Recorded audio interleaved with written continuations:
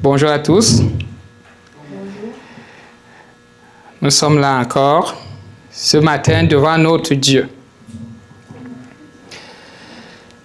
Seigneur, je te remets ce moment, je me lie devant toi, Seigneur Père, avec toute cette congrégation, Seigneur, pour t'écouter, nous parler et nous enseigner. Seigneur, nous prions, Seigneur Père, pour ceux qui sont en ligne aussi, Seigneur Père, qu'ils soient enseignés, qu'ils soient encouragés, qu'ils soient fortifiés, qu'ils soient corrigés, qu'ils soient redressés, qu'ils soient équipés, Seigneur, pour toute bonne œuvre que tu as pour nous, Seigneur. Père, souffle ainsi à ce lieu, Père, un souffle de vie, un souffle de vérité, au nom de Jésus. Amen. Amen. Alors, ce matin, nous allons parler de Dieu encore. Ça, c'est sûr que ce n'est pas une révélation. Une chose est sûre, même quand vous marchez dans la rue, vous entendez toujours la reine. Vous avez souvent entendu ça quand quelqu'un aime trop sa fille, ou on dit c'est la reine. Hein? Quand une sœur, on dit c'est la reine. Donc, c'est pour juste pour dire, amener le concept de royauté. Que bien que les rois ne soient pas vraiment autour de nous, mais le concept de royauté ne nous quitte pas. Les gens sont façonnés par la royauté. C'est dit d'une manière consciente ou inconsciente, la royauté nous attire. Et une des choses, quand nous sommes venus ici, par exemple, nous sommes devenus chrétiens, on nous a enseigné qu'on était des princes. Hein? Donc, c'est encore les princes, ce sont les enfants du roi. On voit dans le monde que les personnages royaux sont les personnages qui nous attirent. Hein? Tout le monde connaissait Lady Di. Hein? Tout le monde connaissait bien qu'elle soit juste dans un coin de la terre. Il suffit que quelque chose se passe à Birmingham, on l'entend, on le met sur toutes les chaînes. Si je dis ce matin, par exemple, prince, le roi Charles, tout le monde sait ce qui. Je dis par exemple, la reine Elisabeth, tout le monde le sait. La royauté, c'est autour de nous et nous sommes fascinés par la royauté. De sorte même que, même les grands musiciens, quand tu deviens un très grand musicien, par exemple comme Michael Jackson, on l'appelait le roi de la pop. C'était le roi de la pop. Et on peut comprendre que nous-mêmes, nous sommes tellement fascinés, j'insiste sur la fascination, que quand nous ne trouvons pas un roi, nous ne trouvons pas un roi parmi les hommes, nous en créons un pour nous-mêmes.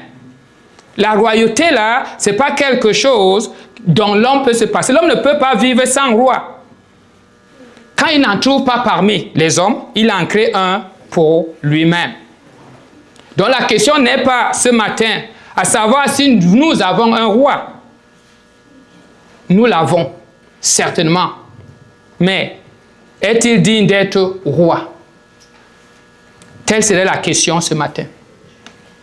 Aujourd'hui, pour répondre à cette question, nous allons lire un psaume pour découvrir vraiment le roi, le vrai roi.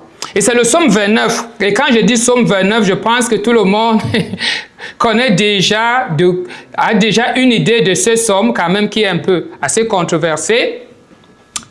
Donc, le psaume 29, tu peux ouvrir ta Bible.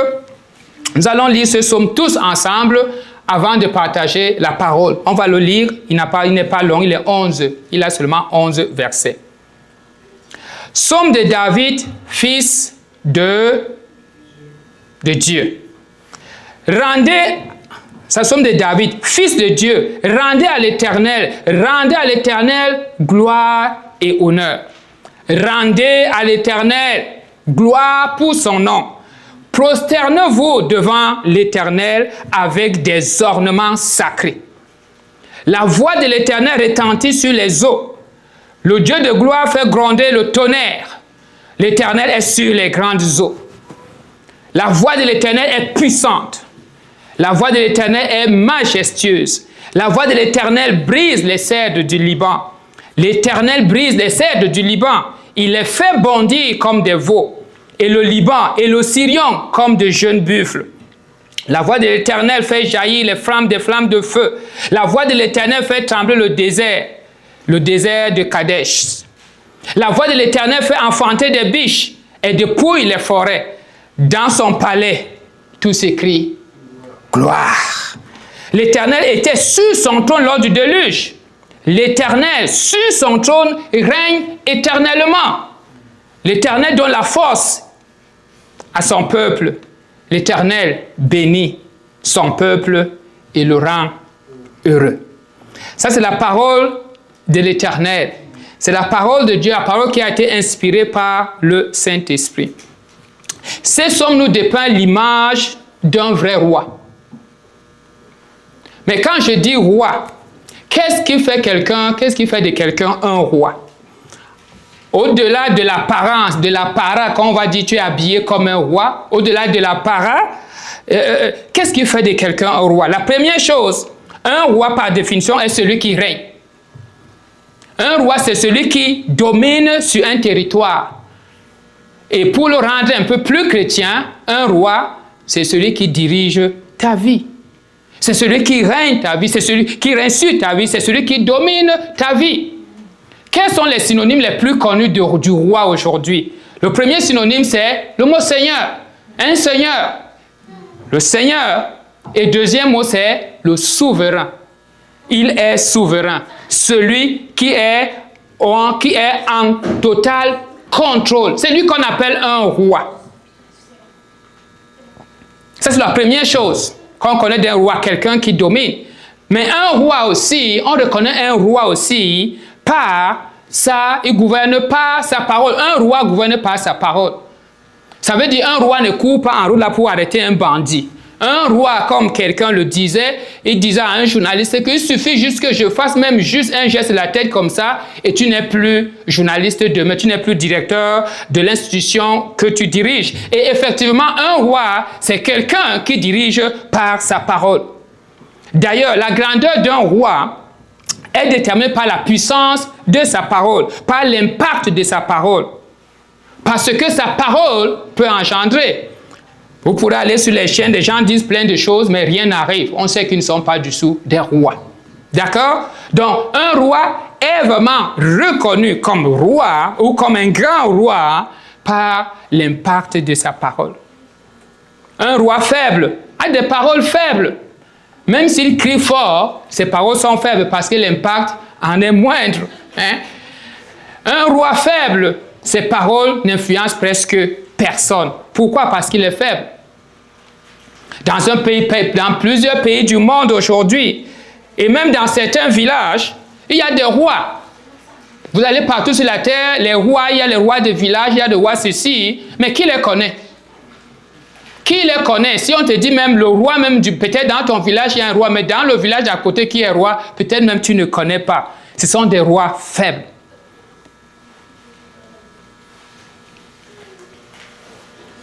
Ceux-là ne sont connus que par les membres de leur famille. Ils ne sont connus que par les membres de leur clan. Ils ne sont connus que par peut-être les amis. Mais un vrai roi n'est jamais caché. Un vrai roi ne règne jamais sur un petit territoire. Aujourd'hui, par exemple, contrairement à ces rois, si vous parlez du roi Charles, vous allez dire, oui, on le connaît, on le connaît. Mais en réalité, si nous regardons toute la terre aujourd'hui, qui peut être vraiment comme roi? À quoi pourrais-je comparer un roi aujourd'hui? Je pense que le vrai roi de la terre aujourd'hui pourrait être comparé au président des États-Unis. Pas celui qui est là, n'importe quel président des États-Unis. N'importe quel président, une personne qui prendrait cette place-là, il pourrait être comparé à un roi. À un roi biblique un peu, beaucoup plus dans ce sens-là. Parce qu'il suffit juste que tout ce qu'il décide là aux États-Unis, ça impacte tout le monde, même si tu es dans le village le plus lointain du monde. Par exemple, aujourd'hui, le prix de l'essence est cher partout. Mais tout cela vient juste de la décision de celui qui est hésitant. Ça, c'est un grand roi. Ça, c'est à peu près l'exemple d'un roi. Juste imaginez maintenant qu'il y a un roi plus grand que ça. Et c'est ce roi qu'on va découvrir. Et ces derniers temps, même aux États-Unis, il y a eu des marches. La dernière fois, la marche a regroupé 8 millions de personnes pour marcher, pour dire « No Kings ». No King Protest. Si vous allez en ligne, No King Protest in the USA. Nous ne voulons pas de roi aux États-Unis. Le roi, c'est quelque chose qui est attaché à toi. Ton bonheur dépend du roi. parce que le roi, c'est celui qui règne sur toi. Mais aujourd'hui, de manière particulière, nous allons découvrir un roi. Un roi qui réunit toutes les conditions de royauté. Au-delà de ton roi que tu t'es créé, quel que soit le roi qui est là, et quel que soit le roi, le président qui règne aux États-Unis. Nous devons savoir tous, d'abord nous devons découvrir notre roi. Il y a un agnostique c'est quelqu'un qui ne croit en rien. Mais c'est un écrivain, et un grand écrivain américain, et il a écrit ceci. Et moi j'aime ça parce qu'il n'est pas chrétien, c'est lui-même qui le dit. Il a dit ici, lors de la graduation d'une université, on l'avait invité pour donner un discours. Et voici ce qu'il disait. Il s'appelle David Foster Wallace. Alors, il dit, dans le quotidien de la vie adulte, ça c'est le discours qu'il fait aux étudiants qui graduent, l'athéisme n'existe pas vraiment. Ça c'est un agnostique, je vous dis qu'il n'est pas chrétien. David Foster, il n'est pas chrétien. Il n'est pas possible de ne pas vénérer quelque chose. Notez bien ce qu'il dit, hein, si on pense. Tout le monde vénère quelque chose. Le seul choix qui s'offre à nous est de décider quoi vénérer. Donc, son idée est claire. Dans son passage, là, dans ce passage, il dit dans la vie adulte, chacun doit finir par mettre quelque chose au centre de sa vie. C'est ça qu'il veut dire. Dans la vie adulte, chacun choisit, il finit par mettre quelque chose au centre de sa vie. Soit-il l'argent, soit-il la réussite, soit-il le pouvoir, soit-il la beauté, soit-il l'intellect, soit-il autre chose. Et que le vrai choix en réalité ne consiste donc pas à décider, consiste donc à décider quoi mettre au centre de ta vie. Car ce qui est au centre de ta vie, c'est ce que tu adores. Et c'est ce qui est ton roi. Notez bien, la pensée est bien claire. Il dit, dans la vie, il n'existe pas d'athéisme. Tout le monde, quand il est devenu adulte, et même dans le processus de devenir adulte, il finit par mettre quelque chose au centre de sa vie. Donc le problème n'est pas de savoir est-ce que tu as quelque chose au centre de ta vie ou pas, mais qu'est-ce que tu as mis au centre de ta vie? Car ce que tu as mis au centre de ta vie est le roi de ta vie. Alors dans ce sens-là, on est bien d'accord, la question ne sera jamais est-ce que j'ai un roi? Tu en as un, mais est-il digne d'être roi? Telle est la question, quel que soit le roi. Chacun a quelque chose au centre de sa vie. Et si l'Église existe pour nous rappeler de mettre quelque chose d'essentiel, d'infaillible au cœur de notre vie. Je peux te dire, actuellement, il y a quelque chose au cœur de ta vie. Il y a quelque chose qui motive tes actions, qui motive tes pensées, qui motive même tes réactions. Il y a beaucoup de rois aujourd'hui, donc ne me dis pas que tu n'as pas. Il y a beaucoup de rois. Et chacun en fabrique un, souvent à son image. L'argent. L'argent est un roi. L'argent, si tu places l'argent au centre de ta vie, tu vas voir que tout ce que tu le fais à cause de l'argent.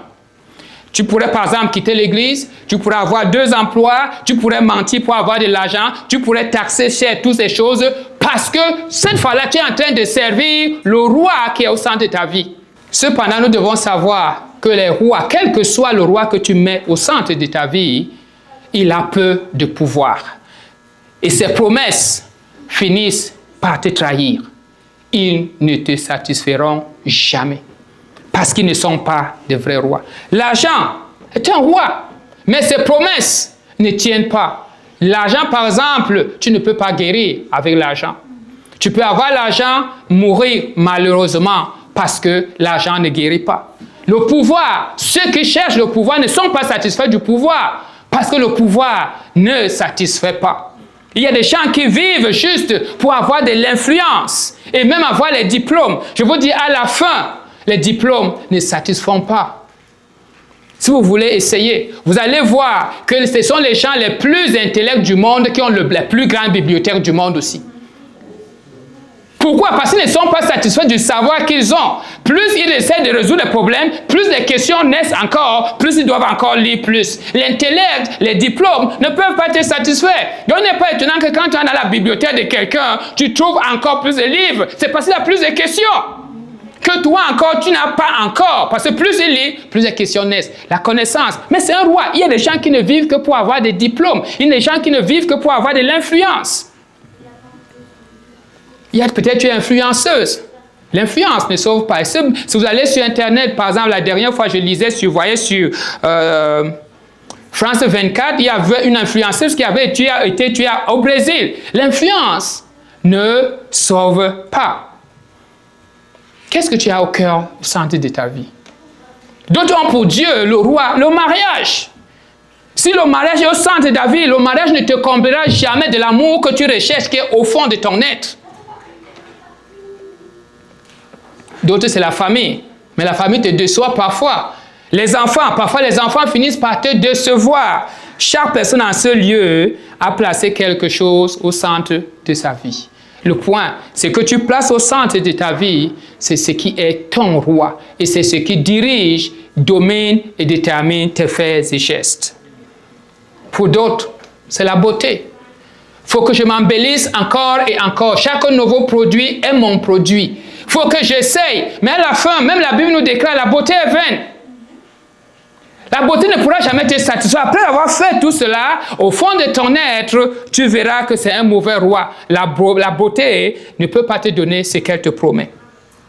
Pour d'autres, c'est la sexualité et toutes sortes de choses. Tous ces rois qui régissent la vie de tant de gens ne les comblent pas le cri profond de leur cœur. David Foster le disait très bien.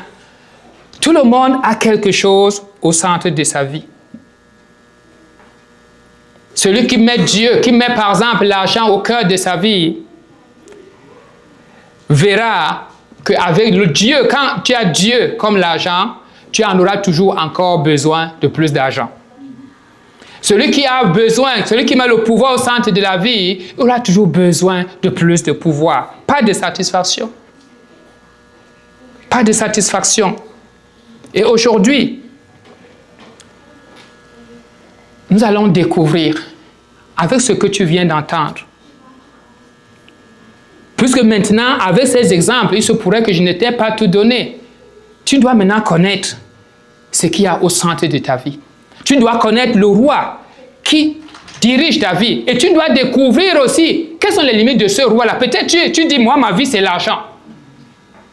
Mais découvre juste, et l'argent, il y a beaucoup de défis qui viennent avec l'argent.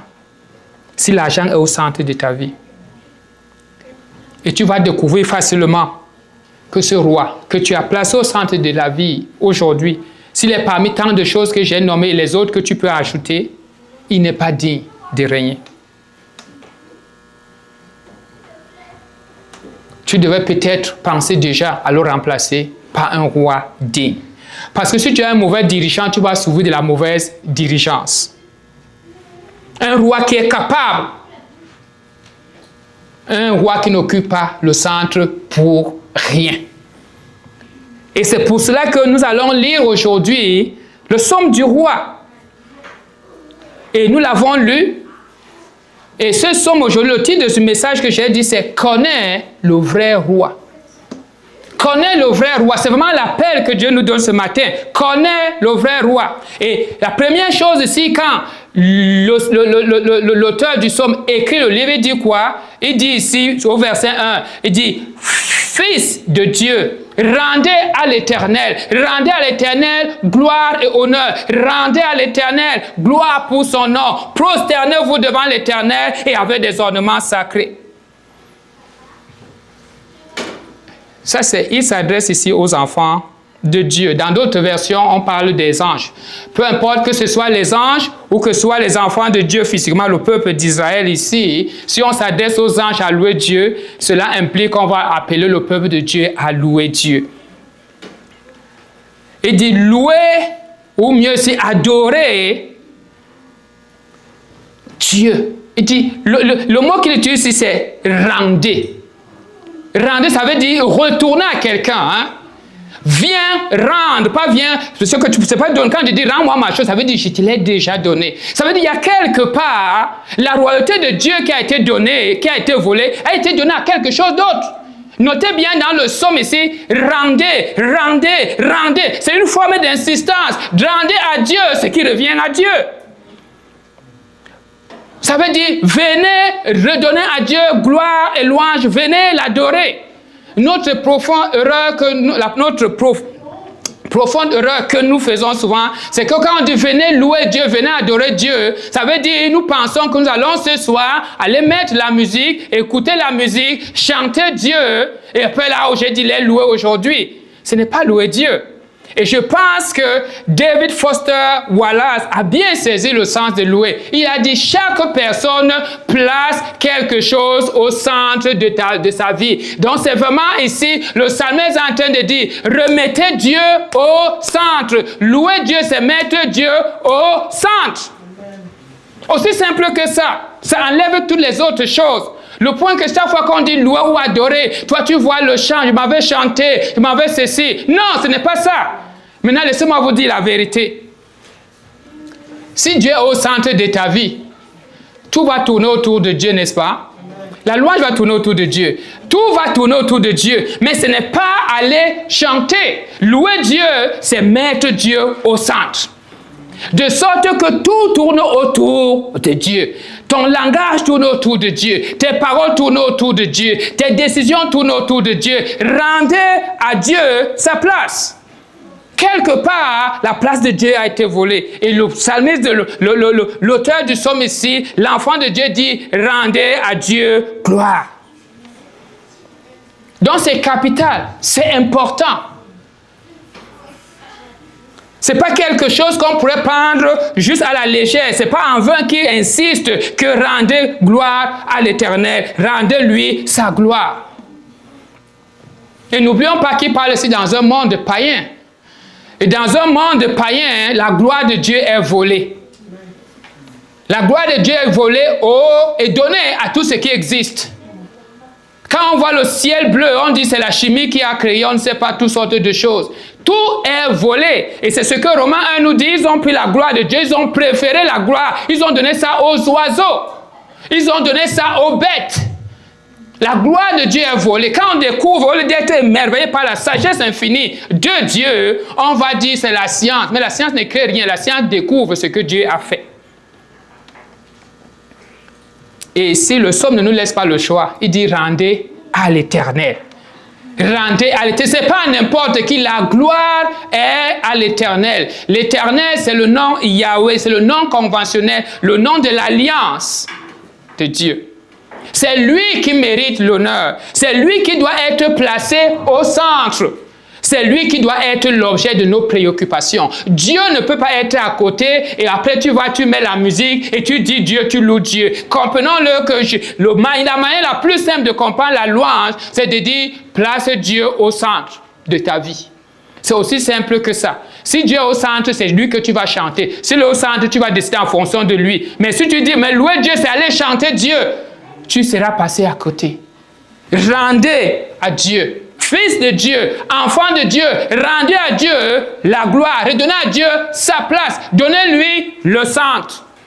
D'autres disent donner à Dieu gloire et en français on dit donner à Dieu gloire et honneur.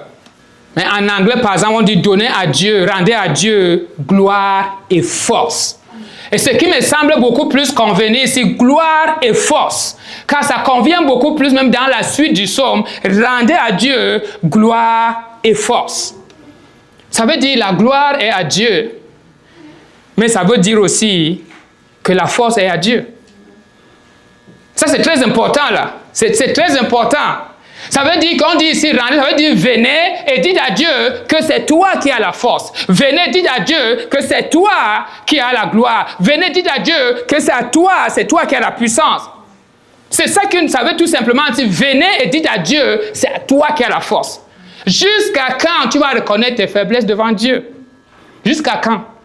Jusqu'à quand tu penses, comment tu vas continuer à penser que tu peux faire? Viens dire à Dieu, c'est à toi, c'est toi qui as la force, c'est toi qui es puissant, c'est toi qui délivre, c'est toi qui sauve, c'est toi qui peux me lever. Jusqu'à quand? Rendez à Dieu la force.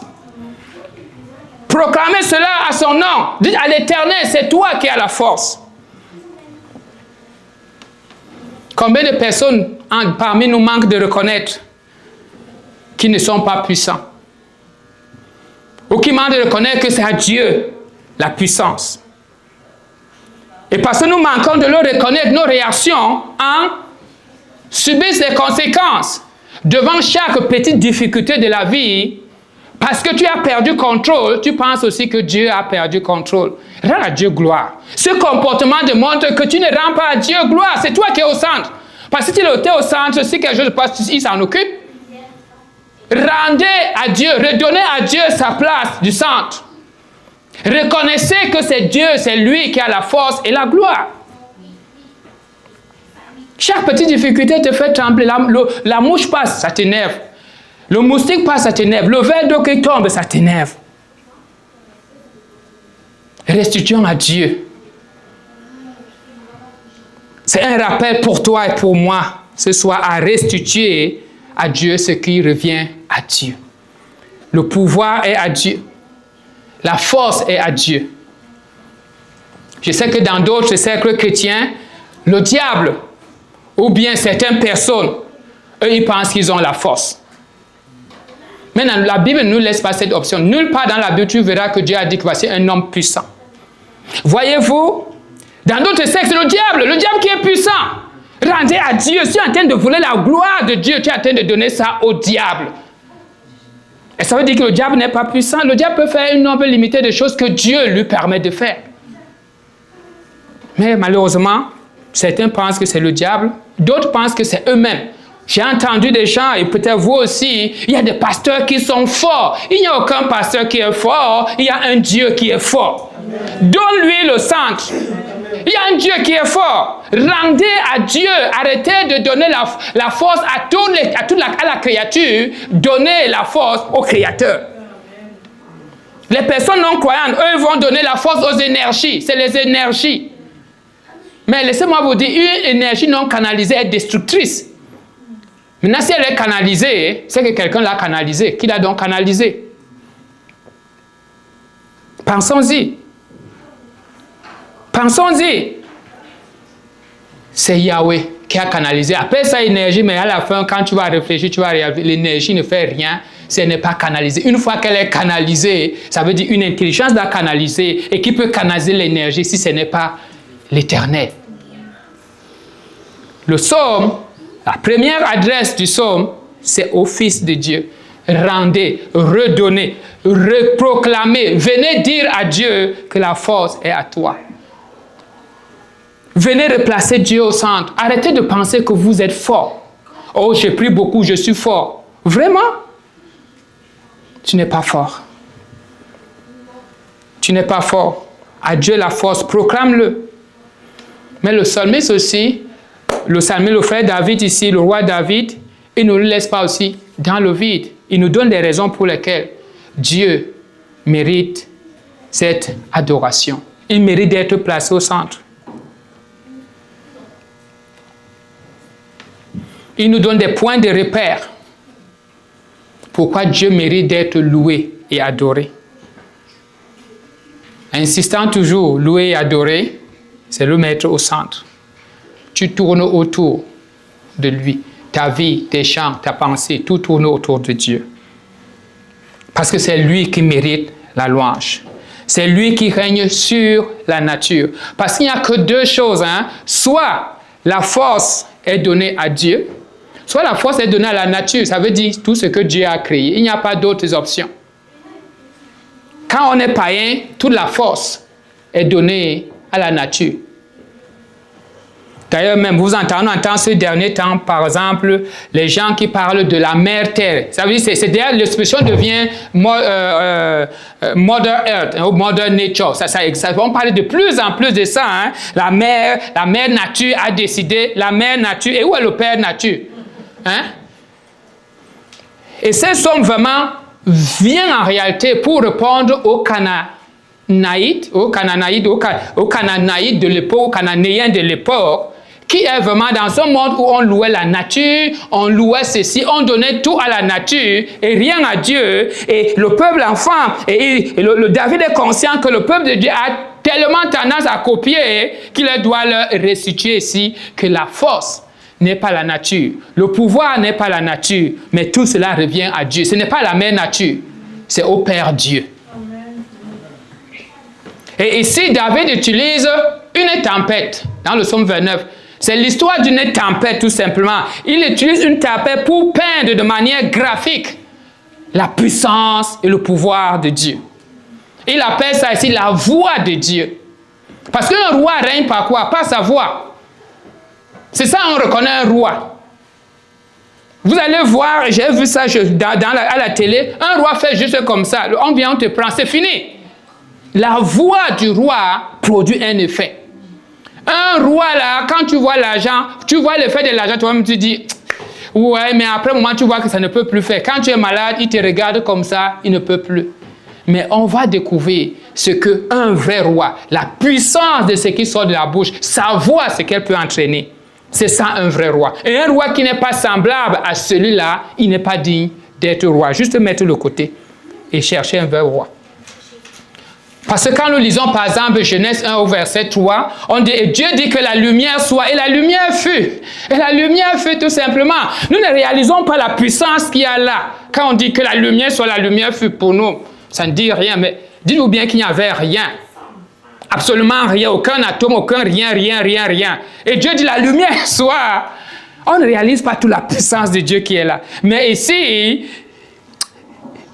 David vraiment saisit ce moment, dit, je vais vous faire un peu, je vais un peu vous peindre, je vais un peu vous faire le film, saisir une occasion pour vous montrer à quoi ressemble la voix de Dieu, la puissance de Dieu. Et ici, la tempête, et c'est une vraie tempête, la tempête commence sur la mer. Donc on peut voir si la tempête commence sur la mer. Et on dit ici au verset 3, la voix de l'Éternel retentit sur les eaux. Le Dieu de gloire fait gronder le tonnerre. L'Éternel est sur les grandes eaux. La voix de l'Éternel est puissante. La voix de l'Éternel est majestueuse. On voit ici que quand on dit les grandes eaux ici, d'abord on voit la tempête comment les grandes eaux d'abord c'est la mer. Première chose c'est la mer ici. Et on sait que tout le monde le sait, les tempêtes commencent toujours dans la mer, sur la mer, quelque part. Ça se réchauffe, il y a une différenciation, et puis ça se déverse sur le continent. Donc David voit ici comment la tempête ou le tourbillon, tout ce qui se passe sur la mer, et David voit cela une manifestation de la voix de Dieu, de la puissance de Dieu. Et disons-nous bien,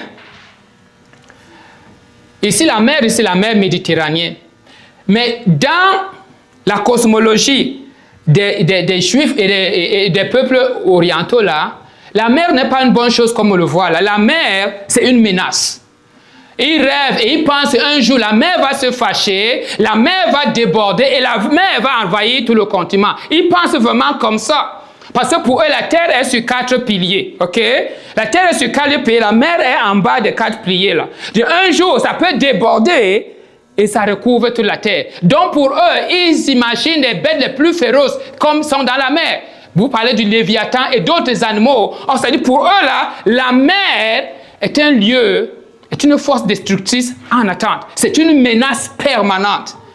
La bonne chose, c'est que David voit et dit, même si la mer déborde, même si elle monte comme ça, la puissance de Dieu est au contrôle, elle n'envahira pas le continent. Ça, c'est la puissance. Juste voyez la mer là. Ça veut dire Dieu se tient comme ça, il voit un tsunami.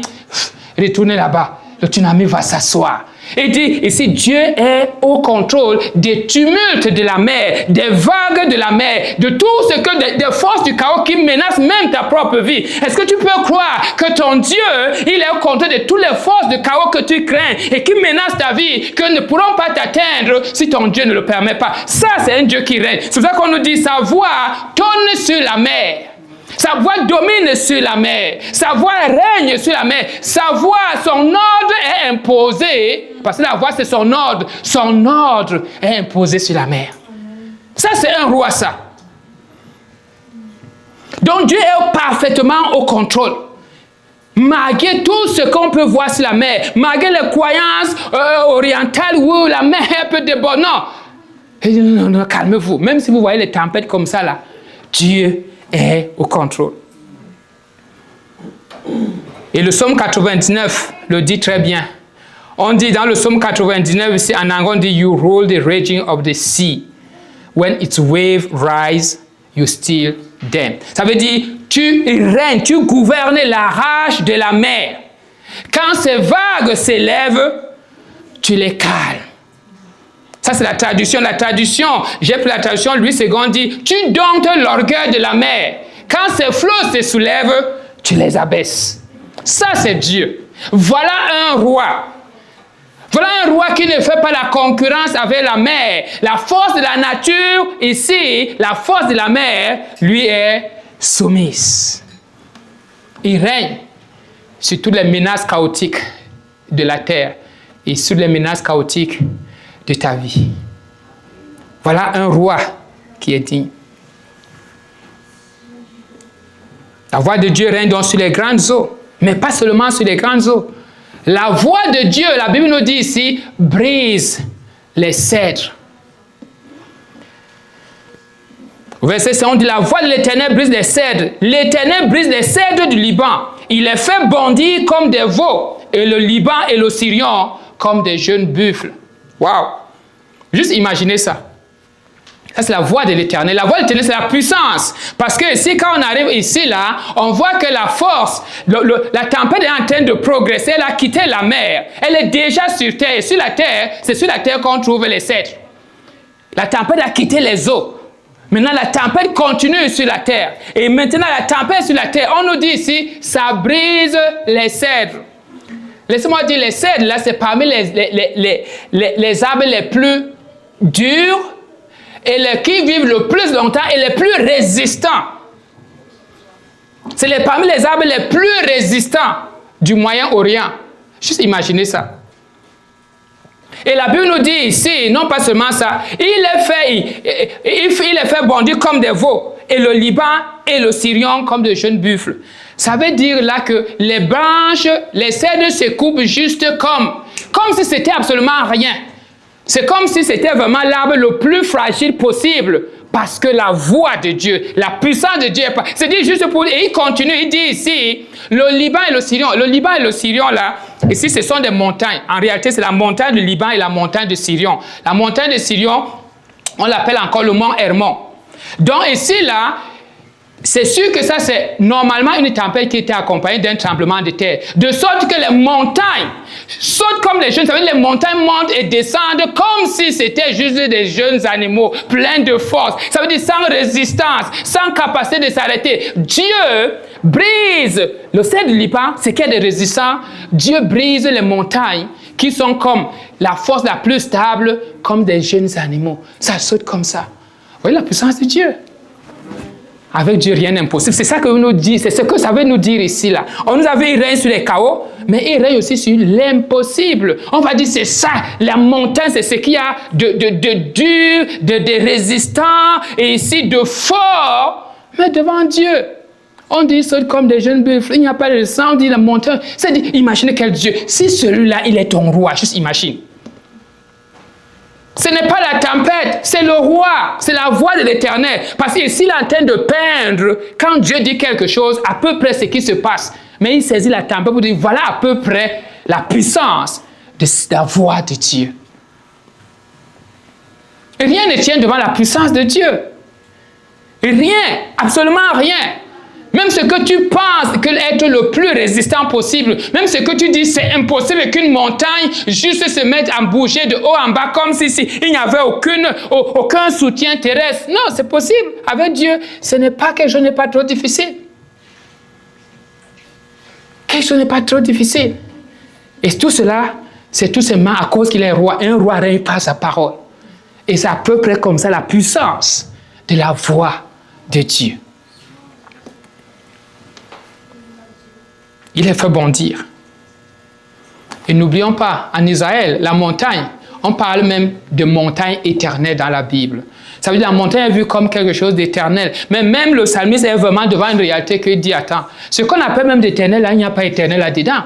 Et même la fidélité est compagnon de la fidélité est comme la montagne. Ça veut dire c'est ferme et solide, ça ne bougera jamais. Mais ici, on voit que même les montagnes sautent, chancellent.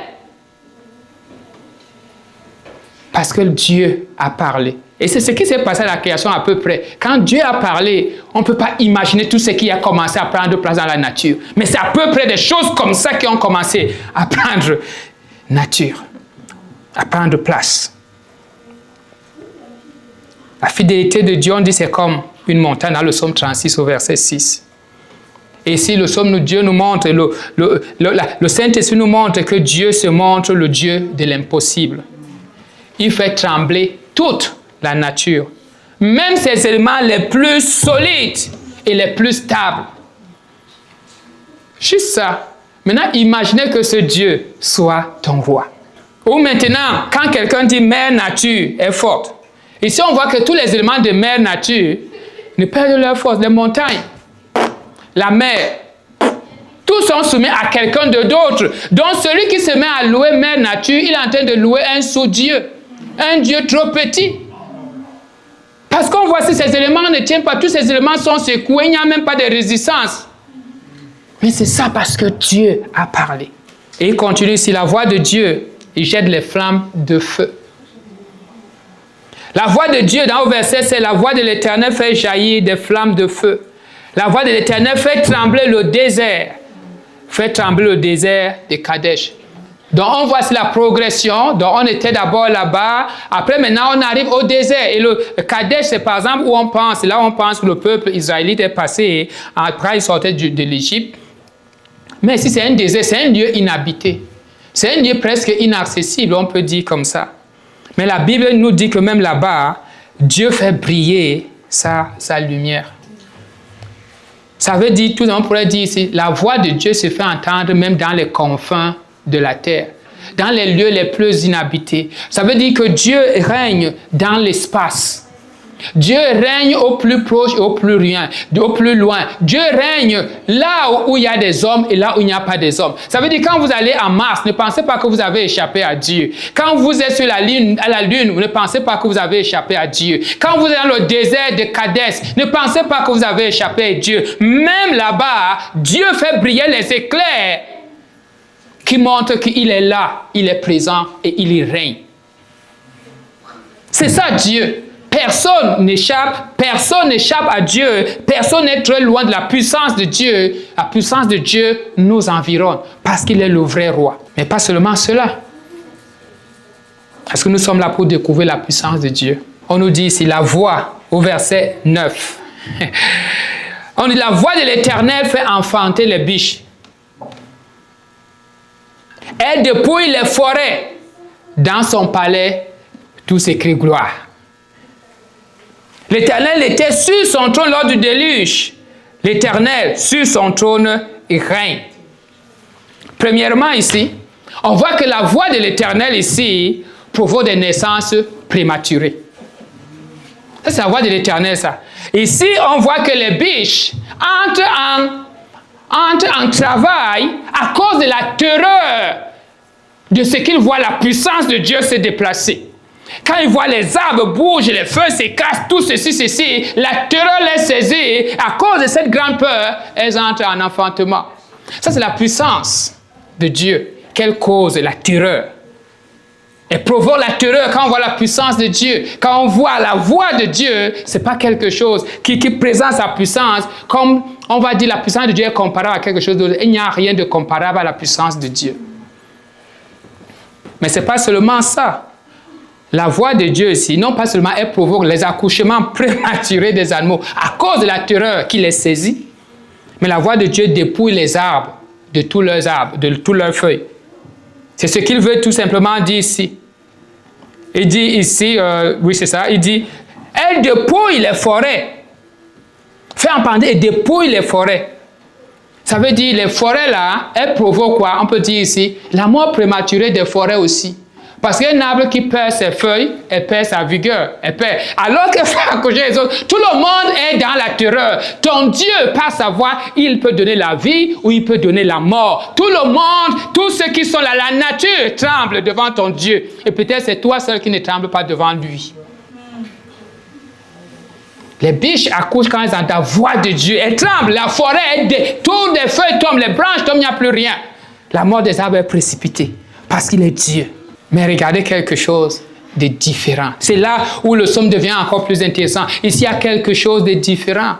Il y a quelques gens qui sont là, ils sont dans son palais. Quand ils voient la puissance de Dieu, non, ils ne disent pas, oh, ça c'est le vent chaud et le vent sec qui se sont mélangés, qui ont fait comme ça, dit, gloire à Dieu, gloire à Dieu, que ces chants retentissent en tout lieu.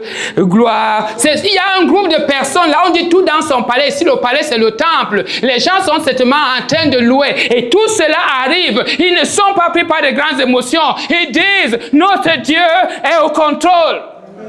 Notre Dieu est au contrôle. Ceux qui craignent Dieu, ceux qui connaissent Dieu, ne tremblent pas devant la voix de Dieu, mais célèbrent cette grande puissance parce qu'ils savent que cette puissance n'est pas pour les détruire, mais pour les sauver, les protéger. C'est pour ça qu'ils disent gloire. Mais tu dis gloire, vous voyez que tout chauffe partout, tu dis gloire, mais oui, c'est mon Dieu qui est en train de passer par là.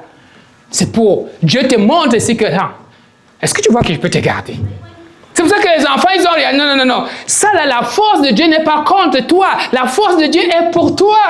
C'est pour ça que les gens dans son palais, ceux qui sont dans son palais, ceux qui sont dans la maison de Dieu, lèvent seulement les mains, commencent à chanter gloire à l'Éternel, gloire à l'Éternel, que tu es fort.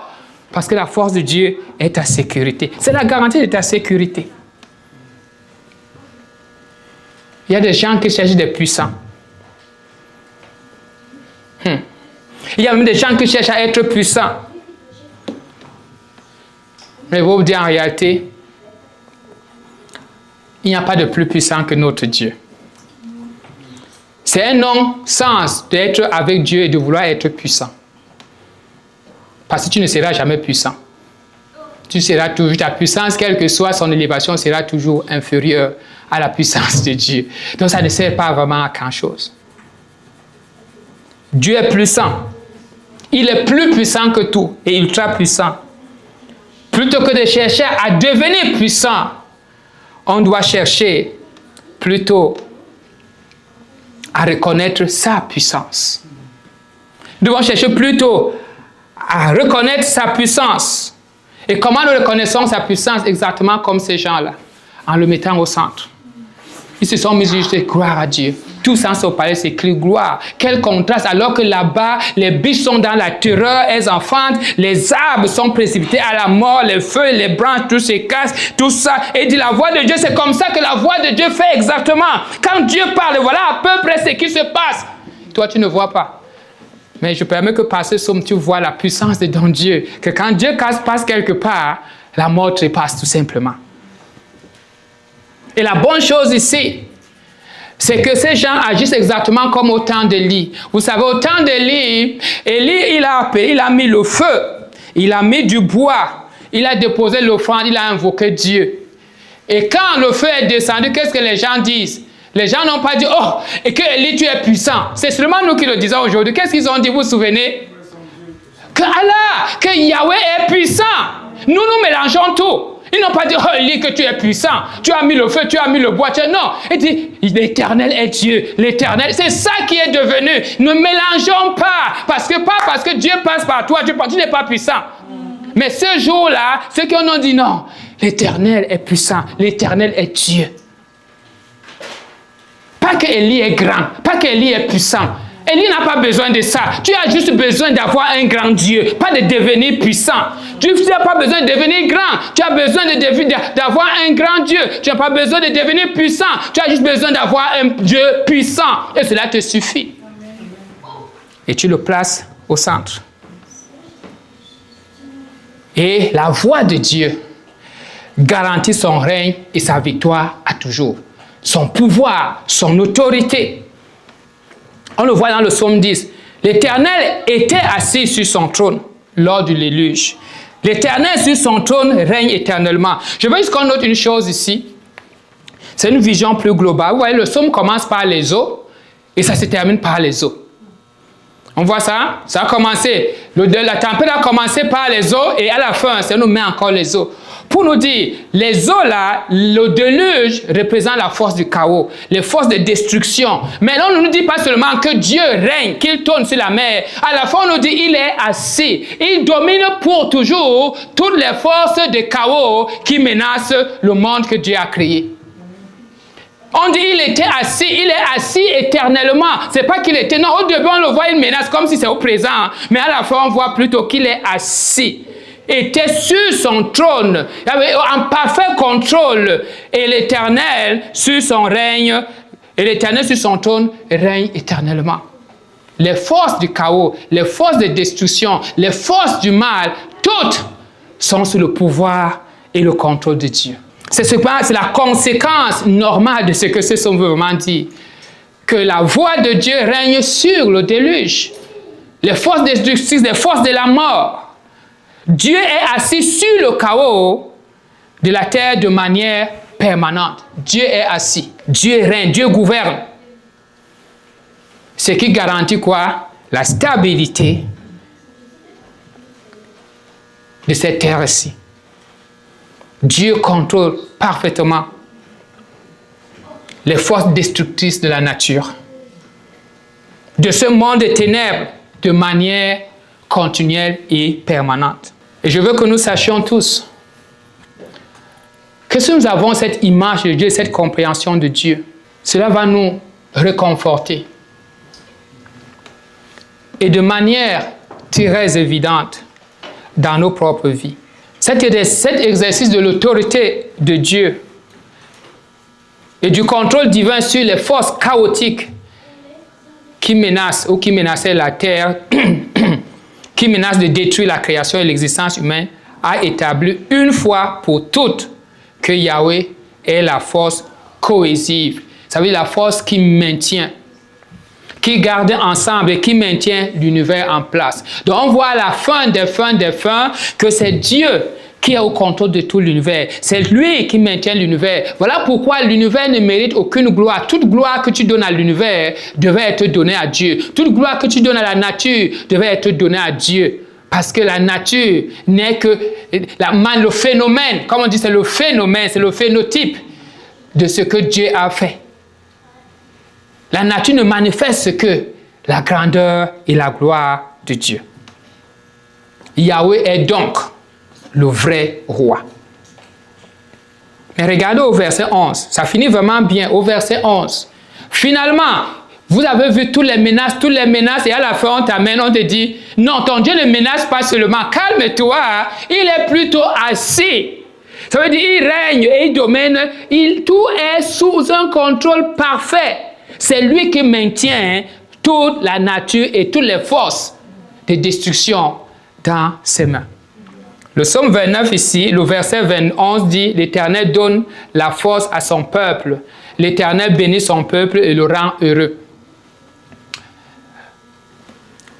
En français, ici, on dit, c'est comme si c'est un fait, mais en anglais, dans d'autres livres même, c'est plutôt Éternel bénit, donne la force à son peuple. Bénis ton peuple et rends-le heureux. C'est une prière. C'est une prière où le peuple regarde comme ça. On dit, il demande que Dieu, que l'Éternel nous donne la force. Que l'Éternel nous donne la paix. Ils ne sont pas en train de demander que Dieu les rende forts. Hein? Ce n'est pas ça qu'ils demandent que Dieu donne la force. Loin de cela. Parce que devant une telle grandeur de puissance, une telle démonstration de puissance, on peut choisir de se rebeller. Hein? C'est très facile de dire non, il est grand, il va aussi devenir grand. On peut se rebeller ou on peut se soumettre. Mais la réponse est sage du peuple que devant une force comme ça, on se baisse, on demande. C'est d'abord l'humilité. S'ils se soumettent à la puissance de Dieu, c'est quelque chose.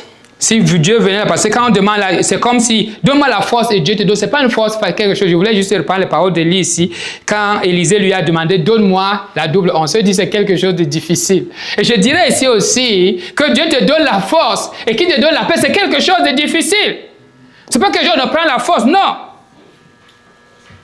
C'est quelque chose de difficile. Mais laissez-moi vous dire que ces deux choses, ce qui est merveilleux avec la Bible, ces deux choses, la force et la paix sont réunis en une seule personne.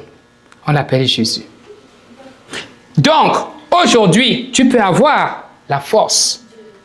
Aujourd'hui, tu peux avoir la paix. Écoutez ce que Jésus dit. Dans ton union avec Jésus-Christ. C'est dans ton union. Jésus dit à Matthieu 28, verset 18. S'étant rapproché, il leur parla ainsi. Tout pouvoir m'a été donné. Dans le ciel et sur la terre. Dans ton union avec Jésus, dans ta relation avec Jésus, tu bénéficies donc du pouvoir, la force que tu recherches. Mais ce n'est pas tout. Tu bénéficies aussi de la paix. Voilà ce qu'il dit. Jean 14, verset 27. Je vous laisse la paix. Je vous donne ma paix. Je ne vous la donne pas comme le monde donne. Que votre cœur ne se trouble point. Quand vous voyez la force de Dieu passer, quand vous entendez les calamités dans la nature, que votre force, c'est Dieu. Et ne s'alarme point. C'est en relation avec Dieu que tu auras la paix. C'est en relation avec Dieu que tu auras la puissance. C'est en relation avec Dieu que tu pourras vaincre les obstacles. Quand je dis Dieu, c'est en relation avec Jésus-Christ. Je parle de Jésus. Jésus est tout ce que ce psaume démontre d'un vrai roi. Regardons ça simplement alors que nous allons vers la fin. On nous a d'abord dit le roi règne par quoi? Le roi règne par sa parole. Vous voyez, Jésus seul est capable de dire à un maître, ton serviteur est guéri, alors que ton serviteur est à 20 000 km ou bien à des kilomètres. Jésus seul. Voyez-vous la puissance? Je veux que vous voyez la puissance de la voix. Jésus dit, ton serviteur est guéri, ton serviteur est à la maison. Et tu vois exactement à l'heure où tu as dit qu'il est guéri. N'est-ce pas? C'est comme ça qu'on a vu, c'est la voix de l'Éternel. Ton serviteur est guéri de l'autre côté. Ça, c'est Jésus, ça. Et ça, c'est dans Matthieu 8, verset 13. Lui seul est capable, par sa voix, de guérir à des distances kilomètres. Pas besoin de se déplacer. Ça, c'est un roi. Ça, c'est un homme qui a l'autorité. C'est ça que nous avons dit au début. Un roi, ce n'est pas quelqu'un qui parle juste dans la chambre, ça n'arrive pas au salon. Jésus parle et le serviteur est guéri. Jésus seul peut arrêter la mer enragée qui est prête à tout noyer. Jésus seul. Et on nous dit ça dans Matthieu 4 au verset 39. On nous dit ici, alors que le bateau là où il y avait les disciples était menacé, alors que les vagues voulaient déjà remplir la mer, la Bible nous voulait déjà remplir leur bateau, on nous dit, Jésus s'est levé et dit, silence, tais-toi. Et qu'est-ce qui arriva? Le vent cessa et il y eut un grand calme. Ça, c'est Jésus. On voit quelqu'un qui règne par sa voix. Quand les vagues de l'océan entendent la voix de Jésus, alors les vagues tremblent, elles se taisent. On te dit, Jésus, si tu ne l'as pas comme roi, tu as un mauvais roi. Peu importe, tu seras dessus. Mais tu as un roi comme ça qui peut parler à distance, mon ami, les choses s'accomplissent. Quand la mer brouille comme ça, on dit, tu ne vas plus jamais t'en sortir, il te reste 2 secondes, il vient te redonne la vie. Jésus seul te dit, je peux te donner. Je te fais des promesses et je les accomplis pleinement. Ça veut dire, quand moi, il dit ici, si moi je donne mon eau à boire, ta soif intérieure sera étanchée. Tu vas arrêter ta quête perpétuelle d'essence, d'identité, la perpétuelle, c'est qui je suis, qu'est-ce que je dois, qu'est-ce qui va me rendre heureux. Tu vas arrêter. Il n'y a que Jésus seul. Il le dit à la femme ici, une femme qui ne se connaissait même plus à cause de multiples mariages, à cause de multiples déceptions, elle ne se connaît même plus. Elle ne sait plus qu'est-ce qu'elle veut vraiment. Elle a déjà essayé tous les hommes, tous les maris, peut-être tous les fétiches aussi. Je peux imaginer pour avoir une vie. Parce que cette femme pense que ma vie, quand j'aurai un mari, ma vie aura un sens. Je lui dis ici, femme, si tu bois Celui qui boira de l'eau que je lui donnerai, c'est dans Jean 4, verset 14. Jean 4, verset 14 dit, mais celui qui boira de l'eau que je lui donnerai n'aura plus jamais soif. Waouh, dans toute ma quête là, des années, en quête, je monte, je descends, je cherche le bon mari, je cherche le ceci, je cherche même je fais tout ce qui peut, tout ce que je dis, non. Ce n'est pas, tu n'as pas besoin d'un nouveau mari pour ne plus avoir soif. Tant que tu penses que c'est un nouveau mari qui va te servir, tu auras toujours soif. Mais laisse-moi te donner mon esprit. Attache-toi à moi, c'est ça que je suis en train de dire. Laisse-moi, si tu t'attaches à toi et que moi je te donne mon esprit, tu n'auras plus soif. Tu trouveras qui tu es réellement. Tu connaîtras ton identité et tu sauras qu'elle ne dépend de personne d'autre que de moi. Jesus. Il n'y a que Jésus. Et Jésus dit, je veux donc, en terminant, dire, ce roi règne-t-il dans ta vie? C'est la question que je pose. Ce roi-là, Jésus, règne-t-il dans ta vie? Si tu n'as jamais donné ta vie à Jésus, il ne règne pas. Peut-être il t'influence de temps à autre, mais il veut que tu viennes lui soumettre ta vie. Peut-être tu es chrétien. Tu dis à l'église, oh non, ça c'est un vieux message. Ce n'est pas un vieux message. Sonde ta vie ce matin. Jésus est-il au centre, au cœur? Je ne dis pas que, oh, moi je loue beaucoup Jésus, je chante le soir. Non, on a vu que la loi, ce n'est pas chanter le soir. C'est le placer au centre. Tout tourne autour de lui. Tes paroles, tes actions, tout tourne autour de lui. A-t-il le contrôle total de ta vie? C'est la deuxième. Jésus, a-t-il le contrôle total de ta vie? Ça veut dire, est-il au centre? Est-il le roi de tous les domaines de ta vie? Quels sont les domaines que tu gardes encore pour toi? Sinon, il n'est pas au centre. Rendez. Le cri de David, c'est rendez, redonnez. Venez proclamer que moi, ce n'est pas à moi d'être au centre. C'est à Jésus d'être au centre. Tu peux commencer aujourd'hui à entrer en relation avec lui. Il est très haut, mais il s'est fait très, très petit pour se rapprocher de toi. Voici le vrai roi. Voici le roi qui va combler ta vie. Voici le roi avec lequel tu marcheras et les chaos de la nature, les chaos de ce monde ne vont plus te faire trembler parce que tu es sous son aile. Fais-lui confiance. Honore-le et aime-le ce matin ou cet après-midi. Il a le pouvoir de te protéger. Il est capable de te combler de paix et de remplir de force. Il est le roi des rois. Alors, je vais inviter vraiment, si quelqu'un dans ce lieu ou quelqu'un écoute ce message, dit Jésus n'est jamais venu, n'est jamais devenu mon sauveur.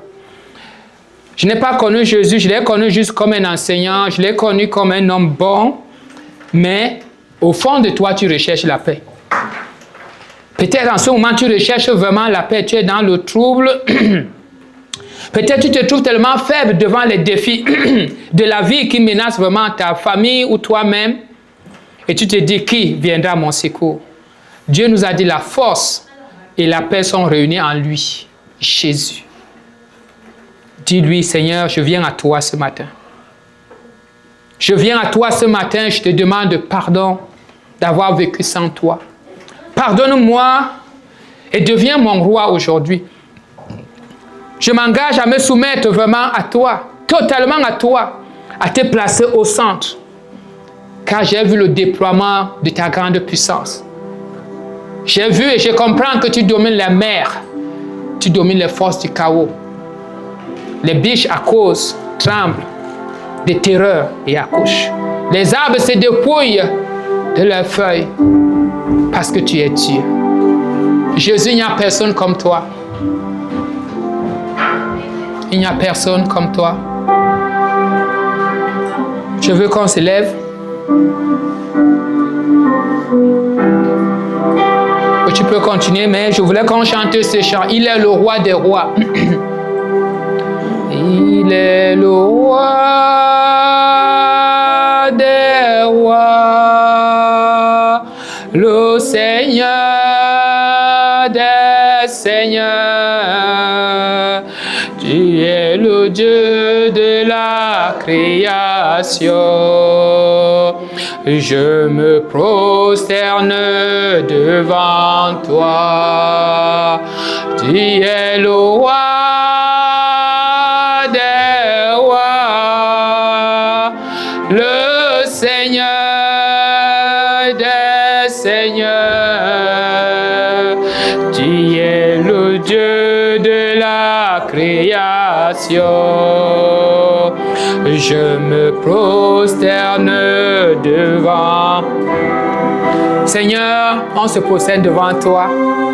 Comme tes enfants dans le psaume, Seigneur, quand ils ont vu ta puissance, quand ils ont vu ta voix, Seigneur, s'est déplacée, ils disent tout simplement, tout dans son palais, gloire. Seigneur, nous te rendons gloire, Seigneur Père.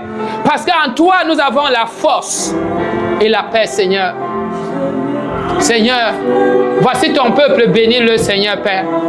Parce qu'ils reconnaissent, Seigneur Père, que tu es leur Dieu et leur roi. Il n'y a pas d'autre, tu es le vrai roi. Et ce matin, Seigneur, tout homme devait reconnaître qui est le vrai roi. Est-ce l'argent? Est-ce ma renommée? Est-ce mon succès? Ce matin, Seigneur Père, chacun d'entre nous est amené à reconnaître qui est au centre de sa vie, qui est le roi de sa vie, Seigneur. Nous voulons que, Seigneur, tu sois trouvé notre roi. On s'abandonne à toi, Père.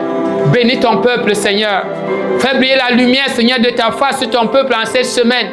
Devant tous les défis, Seigneur Père, et devant tous les projets de l'ennemi, Seigneur Père. Bénis ton peuple, Seigneur Père, fais-le du bien. Ceux qui sont en ligne, Seigneur Père, ceux qui sont en présentiel, Seigneur, en tous les de grâce et de bonté, Seigneur, qu'ils apprennent à compter sur toi aujourd'hui. Quel que soit le chaos qu'ils voient, Seigneur, quel que soit le chaos, Seigneur Père, qu'ils sachent que tu es le Dieu qui a dompté le chaos et tu es assis sur ce chaos pour toujours. Au nom de Jésus. Amen. Que le Seigneur vous bénisse. Bon dimanche et à dimanche prochain. Merci Seigneur.